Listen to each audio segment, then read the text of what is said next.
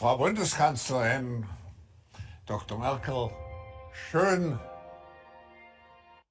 Sie wieder dabei zu haben, Frau Bundeskanzlerin. Normalerweise würden wir uns... Pleasure to have you with us. Normally we would meet in Davos, this time only virtually, but I do remember that last time you were in Davos, we were talking about how we can shape this world more inclusively, more sustainably. And obviously these two issues have gained even more of a priority due to the pandemic. And I think in the meantime, one can safely say that due to the virus, there is an increased necessity to strengthen the resilience of our economic and social systems. I would say that you have been able to guide Germany, the Europe, the world, with a steady helm at the rudder. You have shown far-sightedness. You have steered this ship through the unruly waters of recent months. And obviously we're looking ahead to your address, to your assessment of the present situation. Allow me to add, one of the goals of this meeting, of this virtual meeting, is to rebuild trust into our ability to shape the future. And part and parcel of this is obviously also international cooperation as one of the preconditions for doing just that. Madam Chancellor, a very warm welcome to you, and we're very much looking forward to your address. Thank you, Professor Schwab, and thank you, ladies and gentlemen, all of you at your screens. COVID-19 has changed the world, and that is also illustrated by this year's Davos format, which is a virtual one. In May, there is to be a physical meeting, but not in Davos, this time in Singapore. And I just, in my preliminary remarks to Professor Schwab, I said, I hope he's not going to swap the beautiful mountains of Davos for the duration with the skyscrapers of Singapore, although that is obviously a vibrant place in this world. Today, a year ago, I think no one would have thought that we live a pandemic this year, but some actually were sort of far-sighted enough. Mr. Shaheen, the head of BioNTech, was one of them who said that he decided in the year before that to actually change the format of the whole research program and develop an RNA vaccine against this virus. And what he contributed and many others contributed to enabling us to now have a vaccine only 12 months after, well, it shows that humankind is capable of such great scientific feats, is capable of doing groundbreaking research. And I think this shows the way out of this pandemic, although this is going to be a very arduous road, much of an uphill battle, much more difficult than many think. BioNTech, Pfizer, other companies all over the world have developed vaccines. BioNTech, as you probably know, was a startup. 60 people from 60 different nations work in this startup. So it's a clear illustration also of the sheer value of international cooperation and of what you can actually do with this kind of cooperation. The pandemic has left deep imprints on our societies and our economies, and it is safe to say, I think, that it's going to determine in many ways the way we live, the way we do business over the next few years. Hundreds of people, hundreds of millions of people have actually become infected. Millions have died. There is certainly also, there are certainly only the official figures. And in many ways, Davos is the right place to discuss how we can get out of this pandemic and how we can forge a future-looking path. Anything that contains this pandemic is obviously a good thing. It's not only good for the health of the people, it's good for the economic, for the social possibilities, for the cultural possibilities. You chose as a motto the Great Reset as this year's motto. I think do we really need this great reset? That would be the question that I ask as a first instance. Or is it not so that perhaps we need less in the goals we set for ourselves, a reset, but more in the resolve that we show in anything we do? So there are three questions that I think are important at this point in time, and what this pandemic has really driven home to us. First, it has showed us very clearly how much we are interlinked and how we are globally interdependent. If we think of the origins of this virus in Wuhan, in China, and how it has spread over the whole globe, I think it was very clear to see what globalization actually also means, not as regards actions of humankind, but that we all live in one planet, and that in such an existential crisis, trying to shut yourself off from others, trying to isolate yourself, fails. At least with this virus, it has clearly failed. And secondly, our vulnerability has become obvious. Somehow, this virus was transmitted from animals to human beings, which has shown us yet again that we are part of our natural habitat, of our natural environment. And although we have a lot of knowledge, technological knowledge and other knowledge, we still depend on nature. That has something that is in a way very calming, very soothing, but it has its consequences. Thirdly, as regards Germany, let me say very clearly that this pandemic is something, well, like a natural disaster that only appears once in a century. And in many ways, it has tested the resilience of our systems, of our societies. It has shown our flaws, our weaknesses in our social systems. Our strengths also have become apparent, but we want to address primarily those weaknesses, those flaws. Maybe we should start with what Germany has learned, what are our weaknesses, what are our strengths. I can say that there is something that we could rely on, and that was the fact that so many people stepped up to the plate, that they showed a sense of community that is our biggest treasure. And in spite of all of the difficulties that you have when you have a federal makeup of a state, it has also its advantages because it brings responsibility to a lower level. We have also seen that Germany is part and parcel of Europe. We have all, in the beginning of the crisis, made mistakes because we were sort of inward looking, shutting ourselves off against each other, but very quickly we learned the lesson. Now, speed is a problem. We have seen that our processes have become very bureaucratic, that they take too long. And that is something that we need to address.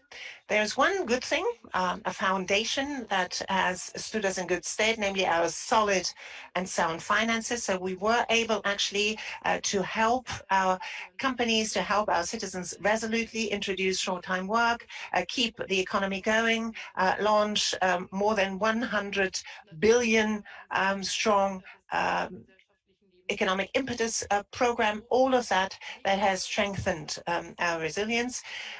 There are flaws also, weaknesses, a lack of digitalization of our society, which starts with the super-regional networking of our national health services, of our local health services, shows digitalization of our education system, for example. Online teaching, online learning is unfortunately too weak. So this is where we said we have to step in with our economic impetus program, with our economic growth program, and address that.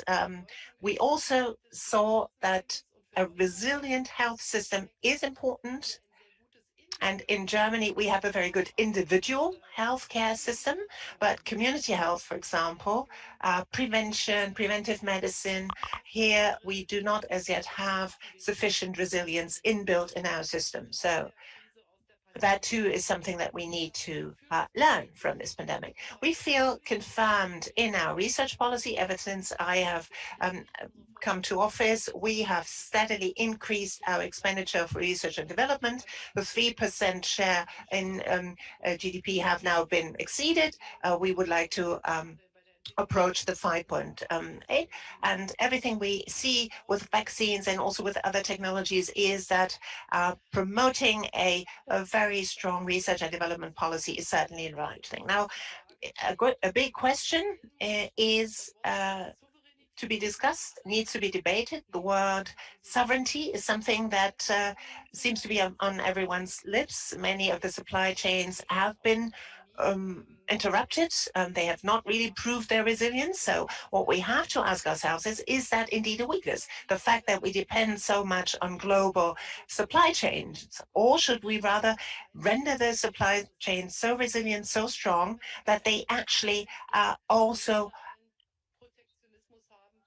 tolerate that sort of strain in times of pandemic? And I think we have to prevent people resorting to an inward-looking policy again. But that's something that we need to be honest about. We need to honestly debate this.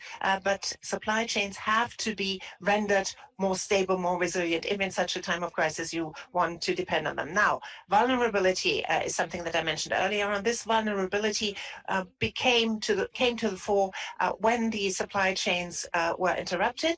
But after all, this is a virus, let me remind you, that moved from an animal to a human being. All of our conventions on sustainability, be it the Biodiversity Convention, be it the Climate Convention that is enshrined in the Paris Agreement, are absolutely to the point on this. And we need to work much more to bring them to bear, we need to show much more resolve to implement them. So this is, in a way, ample proof. This year, we will have incoming in China the Biodiversity Conference.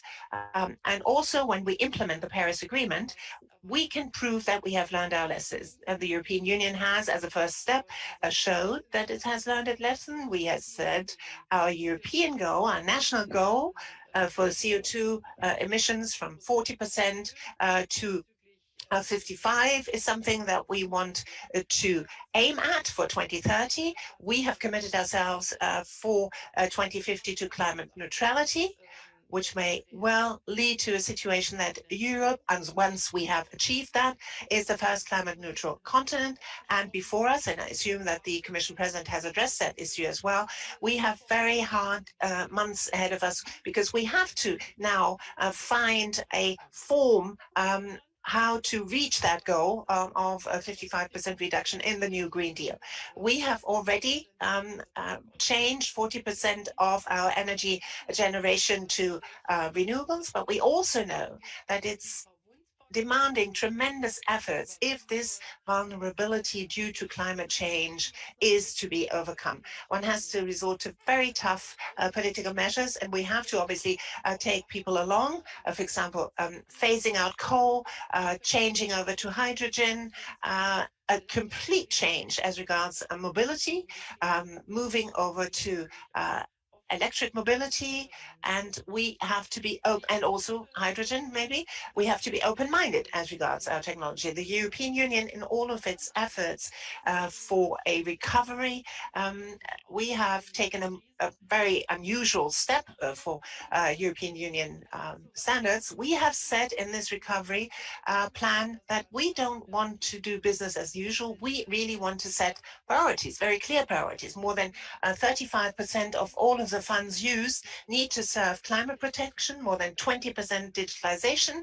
So that is future-looking, forward-looking investment, because we want to have more resilience, more sustainability. And there's something that the world has, after all, achieved over the past few decades, namely the Sustainable Development Goals for 2030. That is indeed something that in a very comprehensive way shows the way ahead. How do we need to act if we don't want to be as vulnerable as we currently are? But the summit meeting of the United Nations last year also showed very clearly that we lag far behind expectations. And this is a clear and present danger, that after this pandemic, we all become more inward-looking. We industrialized countries concentrate on our own policies, and we are not caring for developing countries. That's something that we must avoid at all costs. That's why the German goal, the German objective is, and this also as regards the recovery program, the European Union recovery program, we must not actually reduce our expenditure in our cooperation with the developing countries, but rather do more. Now, the third step is digitalization in the sense of the dependencies that we have all over the planet. And that is something that actually was very much something that we needed to contend with. And it's become very clear to me, even more clear, I should say, that we ought to choose, that we need to choose a multilateral approach, that shutting ourselves off against others will not help us to solve our problems. We see this first and foremost on the vaccination front, because that obviously is how we get out of this pandemic. That clearly also shows whether our acts match our deeds. The G20, I think, have done a tremendous good thing under the Saudi presidency in committing themselves to a multilateral approach as regards vaccination. Later on, and subsequent to that, COVAX was founded. Here, the wealthier countries need to pay into this fund. That is right. The EU is doing that, is participating. Germany is participating. Financial means, funds are one thing, but in these times of scarcity, obviously, the fact whether one actually has a vaccine is also of the essence. And this is all about fair distribution, not only about money. And this is why I am so pleased that now Gavi is leading the negotiations for COVAX, was able to conclude first contracts in this respect, also with those companies, for example, that have received their authorization through EMA. I'm very pleased that the World Bank is supporting this very intensively, and we will try to do everything we can in order to see to it that distribution can be launched as quickly as possible. But we should not delude ourselves. The question who receives what kind of vaccination, how quickly, all over the planet, will again create a new narrative, if you like. Because when you receive in such an hour of need help, you will remember that for much, much longer than help that has been extended to you in good times. Now, this is the hour of multilateralism. What does multilateralism mean? Multilateralism does not only mean somehow working together, muddling through, but it means showing transparency. And we have to be honest, at the beginning of the pandemic, we have probably not been as transparent as we ought to have been as regards, for example, the information released by China as to the origins of this virus, and also as regards information policy of WHO. But that does not mean that we ought to sort of simply look back, but we ought to look ahead. We ought to draw the conclusions from it. There is a WHO team, after all, now in China. They will come up with a report. We ought to strengthen WHO. So it's a very good message that the United States of America, after the transition now, after Joe Biden has become president of the United States, have declared that they wish to be participating in the work of the WHO. That's a very important step. Now, global links, global commitments mean that we have to have an interest in how the rest of the world is faring. So development cooperation is in our national interest. That's how we see it in Germany. We want to strengthen the links with Africa. We want to strengthen investments in Africa. We as you remember, have launched within our G20 presidency the Compact with Africa. It's supported by the IMF, by the World Bank, and we're going to be participating in this in the future as well. Now, fair international trade. That obviously is a wide open field. WTO, as we know, is working for open structures. There has been a standstill over the past few months. Right now, the arbitration panel, unfortunately, has not been set up, so WTO cannot really act. And I, as you know, am a great champion of bilateral action, bilateral relations, but still I think that WTO is absolutely of the essence if we really want to be sincere about multilateralism. And we see a number of bilateral trade agreements, multilateral trade agreements in the Asian on the Asian continent. We see RCP, that is very remarkable. Countries of very different structures are linked by this instrument. During the German presidency, we have made one step Further, we have gone one step further in as regards the EU-China investment agreement that has been negotiated ever since 2013. We have tried to put down a marker to come to an agreement there. Why am I so satisfied that we've been able to make this step? Well, because I think that this, in a way, has injected a new quality in the relationship between the European Union and China, because we can do more now. That is more in line with reciprocity, more transparency, for example, as regards subsidies, particularly as regards state-owned companies. But it also opens up a more predictable access to high technology areas, state-of-the-art technology, that is.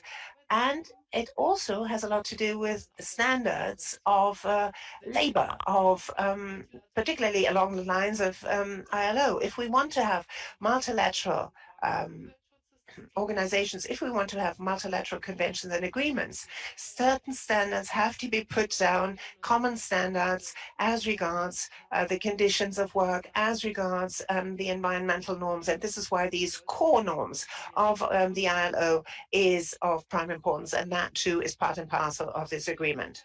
We have to be very, very fast in finding multilateral answers to new challenges of digitalization. And I do hope that particularly with the new American administration, we will be able to continue the work of OECD, particularly as regards taxation at the very least of digital companies, that we are also better in a better position to look at the global importance of competition laws in order to prevent global monopolies, because we do have these tendencies all over the world. And we need to address that. If we don't do it, we will, if we go it alone, do it insufficiently, because going it alone will not suffice to address those monopolies. Now, we hope that an economic recovery will happen all over the world. We now have regions where there is economic growth. Europe has been rather hard hit, but this year we have predictions as to more growth, but obviously this has to happen in a more concerted way all over the world. And for that, coordinated measures are necessary. I see that G20 and the Italian presidency has a central role to play, and I know that Italy is working in this direction. So to sum it up, if we look at what the pandemic has left us with, I would say that in many ways it serves as a confirmation of what in many ways was the spirit of Davos over those past years. The questions that you addressed were the right ones, but as Erich Kästner, a German writer, used to say, nothing good happens unless you do it. And the pandemic has made it very clear, I think, to all of us that discussing, debating, intellectual exchange is important, but the pandemic has also shown very clearly that now's the time for action. Now is the time where we ought to act together, ought to abide by the same principles that obviously we need to discuss and agree on previously, but that we need to do something to address those weaknesses and overcome them. That's it by way of my remarks. Thank you for your attention. Thank you very much, Madam Chancellor, allowing me, if I may, to take you up on this last point. One of the consequences of this pandemic is, as far as we can say, that companies are much more aware now of their social responsibility, their responsibility for society. So we have not less partners, we even have more partners than at the beginning of this pandemic, particularly because these companies work in our working groups, in a number of our working groups, because they want to do what you said, match their words with deeds. Just one example, we have a number of working groups, meetings here during this virtual annual conference. One small example, the commitment to set up a platform, for example, to plant 1 million new trees in the course of this decade. And reskilling and upskilling, also the further training of people, further education of people, that is something that we need abilities that are far different than the sort of skills that we used to have. There's one moment left to us. I would like to come back to 2 or 3 issues that you addressed. You were speaking about the vulnerability that we all felt. We have to render our societies more resilient, which means that effort needs to transcend the current crisis situation. We have showed in our report how many risks we need to contend with in the world at large. And maybe it might be of interest to hear from you how you see this. Dr. von der Leyen this morning said that there were certain efforts that were made at the European level, particularly in the health sector, that are now building resilience, not only against COVID-19, but also against future risks. What's your take on this? How do you see this, particularly as a scientist?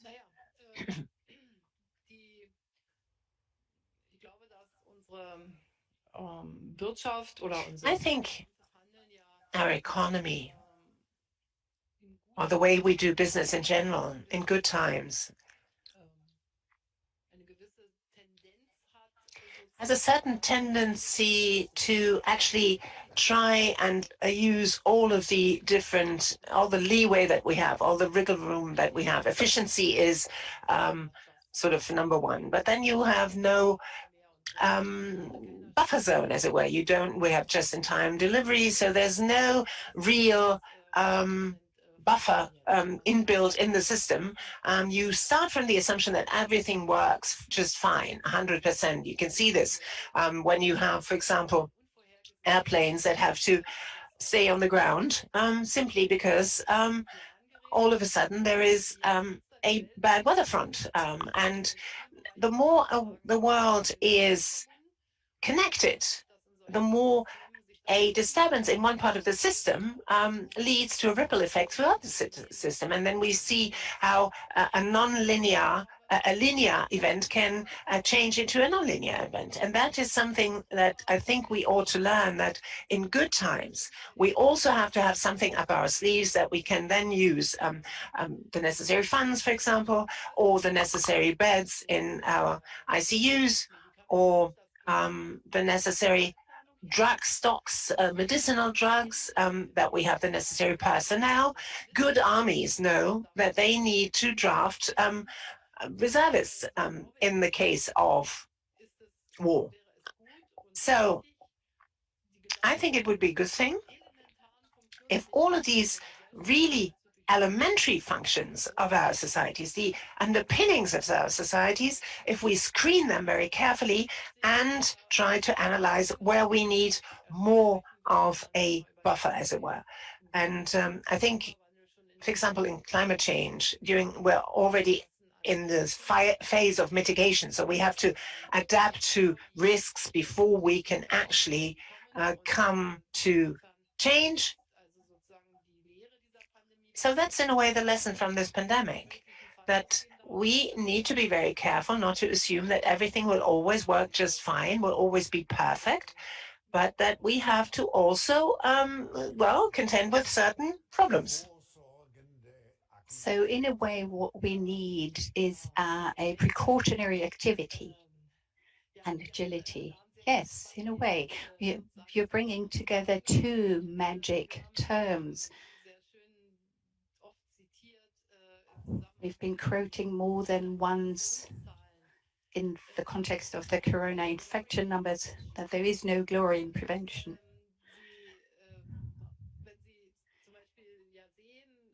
Now, when you take a look at the course that infection rates have taken, and we have all been closely observing developments in that regard of late, the phenomenon of exponential growth means that there's little you can see at the beginning, but you have to take action exactly during that period. That, I believe, is the major lesson we have to draw from the pandemic.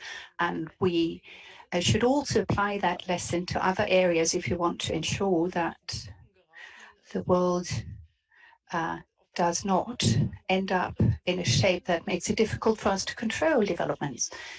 So even in extremely difficult situations, we would be able to act in a wise manner if we were to pursue such a precautionary approach. We would be prepared for some unexpected situations. We are quite aware of us not being able to solve everything at one time. We have to pursue a step-by-step approach, trying out things, seeing whether we can control this phenomenon that is so difficult to control. As far as that is concerned, I support this concept of precautionary agility. Madam Chancellor, one of the consequences of this crisis, or rather of this pandemic, is the enhanced role that the government has to play, and as was mentioned earlier, the enhanced role to be played by leading companies, and they have realized that they have to act in a spirit that protects the environment, that thinks of social needs of people. Now, what does that mean for our long-term social model and for our long-term business model? I'm asking you this question because you know that I have been very committed to this principle of stakeholder capitalism, and that I've been surprised time again that this seems to be triggering some resistance of a psychological nature. I believe that companies are not only an economic unit, but they also have a social function to play, and I don't think that those two contradict each other. But how do you what is your future social model that, as you see it, we should strive for? And perhaps a second question added up to this one that results from this first question. The leading companies of the world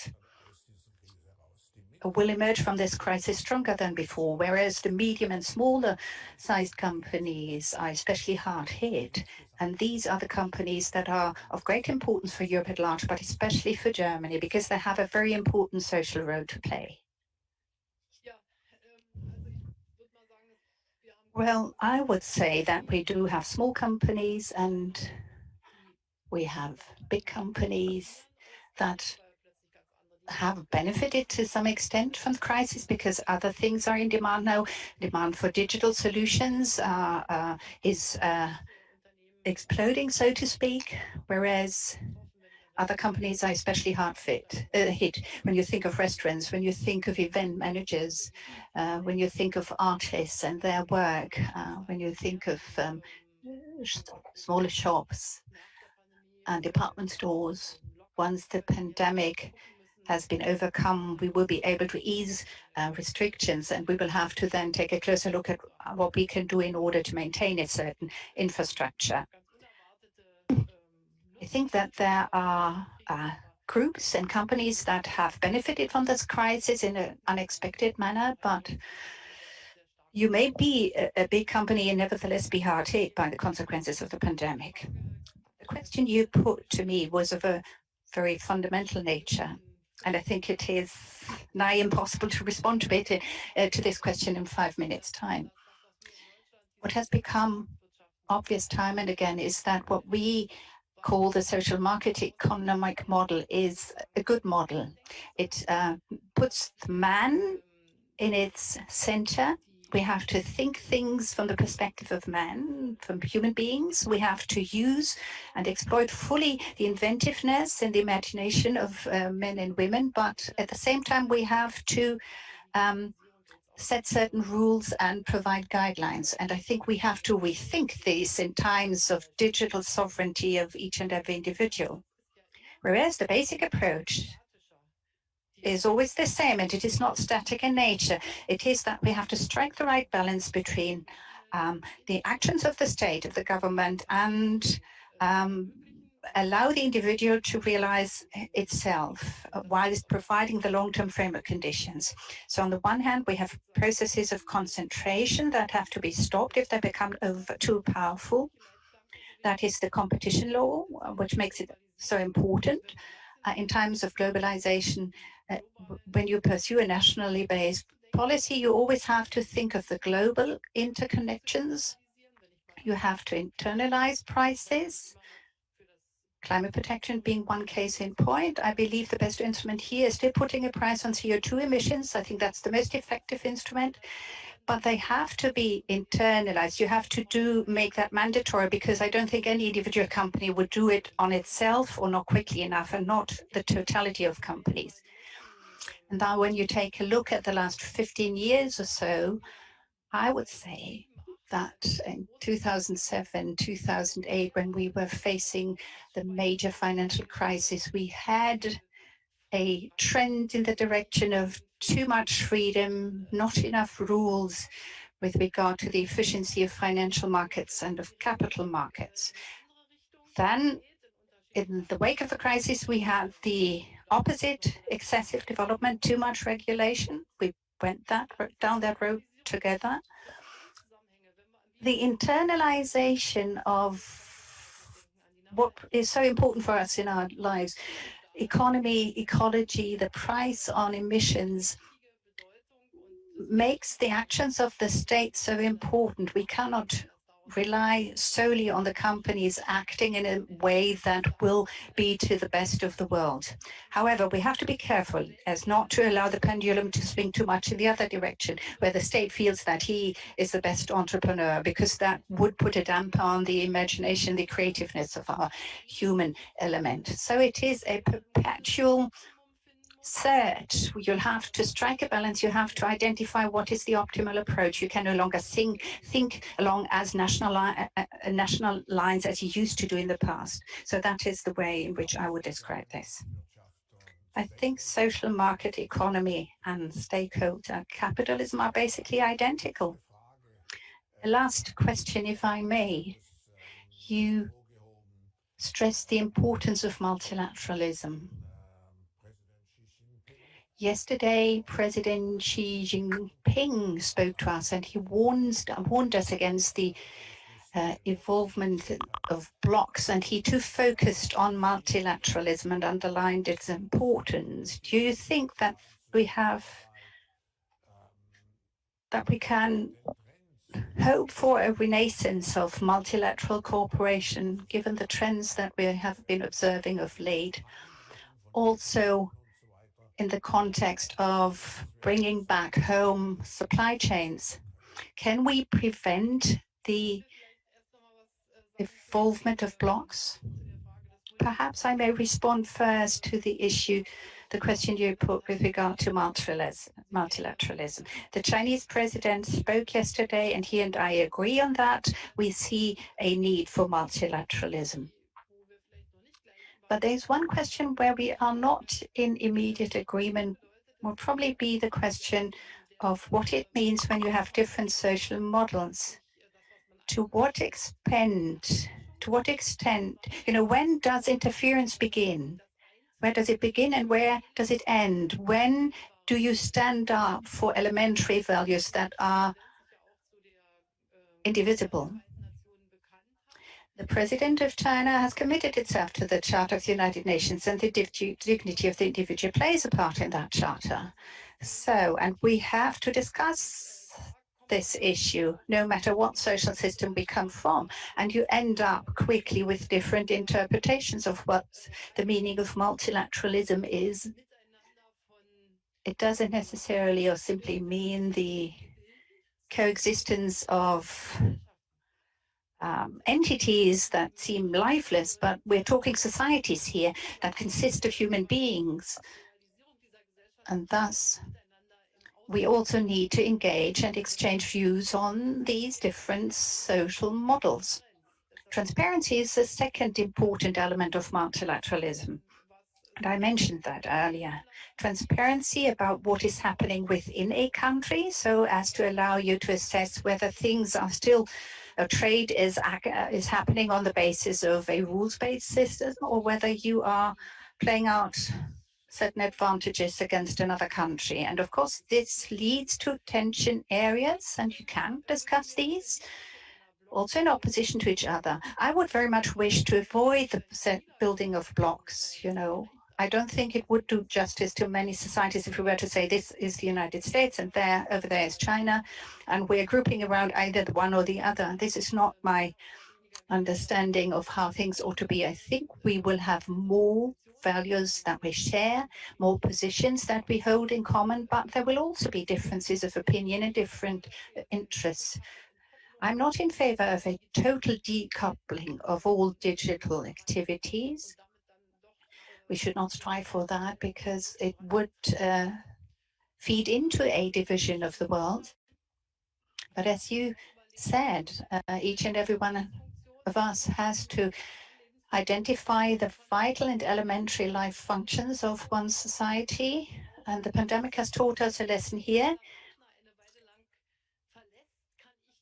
Even if my multilateral partner leaves me for a certain point in time, I can nevertheless do what is of elementary importance for my society.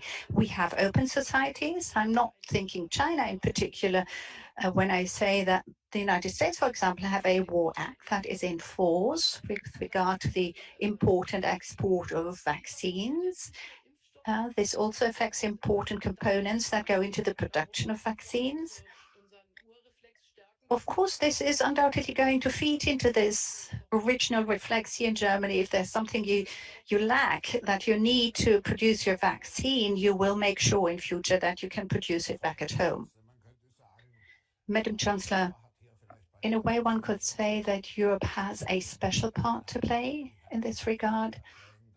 Perhaps I may coin a phrase or a word,